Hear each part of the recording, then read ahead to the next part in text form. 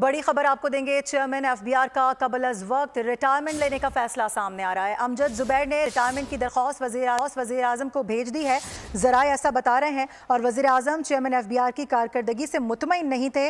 आपको ये भी बता दें कि अमजद जुबैर ने 15 अगस्त तक रिटायरमेंट लेने का फैसला किया है। उमर हयात खान से बात करेंगे। उमर हयात खान बताएगा क्या लिखा गया है, जो फैसला सामने आया है, जो वज़ीर आज़म को दरख्वास्त दी गई है।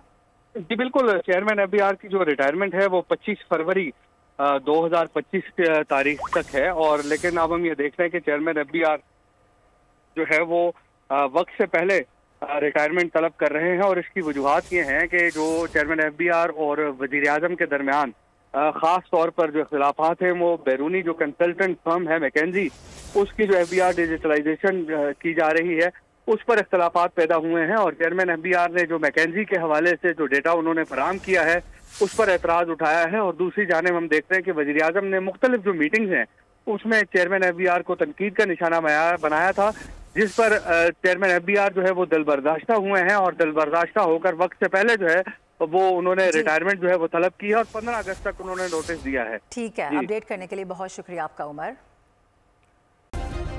सब्सक्राइब करें और बेल दबाएं ताकि कोई खबर रह न जाए।